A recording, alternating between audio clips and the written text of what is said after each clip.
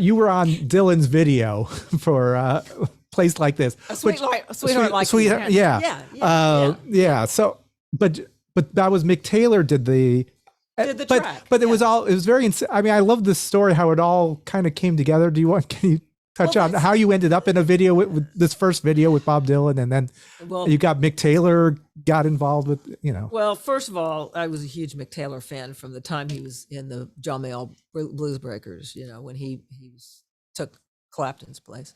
He didn't take Clapton's place. He took Peter Green's place. But Mick Taylor I was a huge Mick Taylor fan from before the Stones. Mm-hmm. And obviously after joined the Stones, I was a huge Stones fan too. But Mick was asked to tour with Bob and do this session with Bob. Bob just adores Mick's playing, right? We all do. I know we all do. And Bob, when CBS wanted him to do a video real early on, this is 83. Mm-hmm. Okay. So MTV wasn't really even kind of happening big at that point. They were just Bob Pittman and Les Garland were just barely little infants at that point. It's working on the MTV idea. And they wanted to do a video and Mick was in Europe. So Bob's road manager was a big Textones fan. That's the long and short of it. That's it. Oh, wow. That's and short of it. Oh, wow. All relationships. Yeah, and he asked me if I would be in the video and gave me a cassette of the song the day before the shoot. And I was working a 9 to 5 and I had about an hour lunch break. I went home, which was close by at the time. I was living in West Hollywood. Went home, threw the cassette on. It's a cassette, CASSETTE. I know you got them now. And I listened to the song and thankfully it was something that I could play. I mean, I got into it. In other words, it was my wheelhouse. It was a bluesy thing. Yeah. So I learned all the licks. And George Callens from the Textones, there was one lick at the end, which the waterfall lick, the one that's Beautiful. totally, okay, I totally fudged that. That was nothing to do with the notes that were Nobody on the could record. tell. Nobody could tell, okay. But I couldn't tell. But George says you just got to learn to fake it. That's one you got to fake. So anyway, the other ones I actually was actually playing where the notes are because it worked. So that's how I got into the video. And when they shot the video, it was shot in Culver City, in the same sound stage that they shot Jailhouse Rock in. Oh, really? And the set was still there. The pole, right? The stairs, the whole thing, the cell blocks, the fake cell blocks, all still That's there. crazy. It probably still is. It's probably still there. How could they probably that be? Saved it. Yeah. Well, I'm sure now it's. I don't know if you know where KCET is over there, but it's kind of over, over off Jefferson. Yeah, yeah. Right? That's right where it is. And so the video was shot over a 21-hour period. And I had leather pants on with conchos down the side.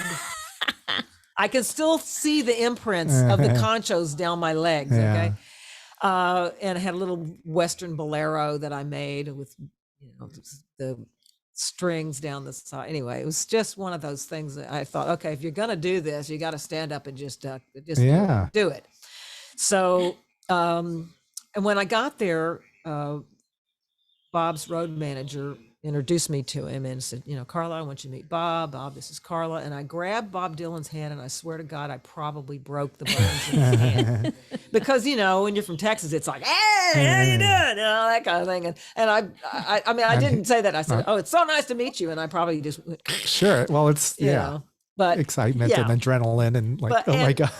And he was wonderful to me. He was just the most polite gentleman, respectful, everything. He just was totally respectful. When we got up there to shoot the video, Bill Graham was there too. May he rest in peace. He was there, and he was in the lunchroom where they had the long table that was set up for the catering.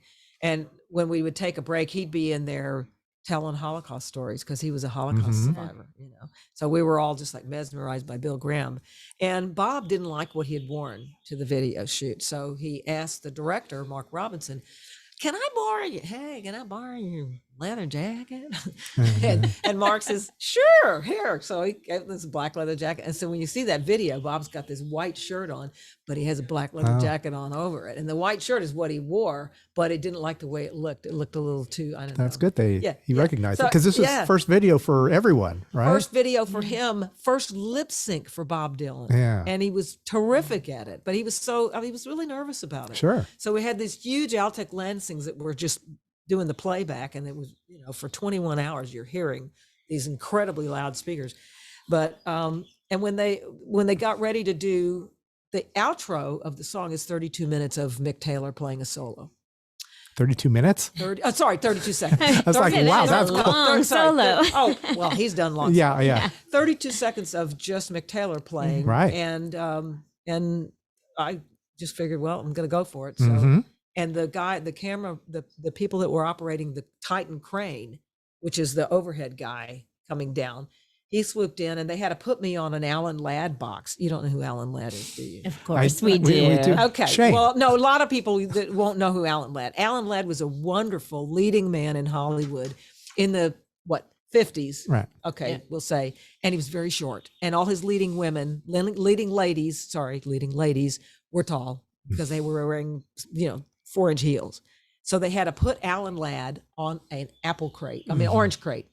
And they called it the Alan Ladd box. Nice. And it became the Alan Ladd box all through film history, because people, when they're short, the men particularly, but I was a woman, and I was too short because the crane was passing over and missing my head. So they put me on this box, and you'll see you can't really tell, but I'm literally teetering on this box. It's, I don't know, maybe 12 by 12. Oh, that's funny. Okay. And trying to play the solo. And It's called the Tom Cruise box now. it's a Tom. We just say, Isn't that a great story though? Oh, That poor Alan Ladd Yeah, had to no. stand and trying to act. I was just trying to play a 30-second solo. I mean, he's trying to do a movie. I did not know Oh, that. that's wonderful. And I didn't know he was. But Yeah. how did Bob thank you? Yes. Bob thanked me by letting the editor keep the 32 seconds in, because he could have cut away. Right. Because they had a storyboard originally, and Bob just 86 the storyboard. He didn't like the storyboard. Okay. So they got, the woman at the very end is a sweep up. She's just, that was how it was actually supposed to be, with a couple of lovers in this bar, and he was in the band. But they had a tete-a-tete at one point, and Bob says, forget the storyboard. It's a live video.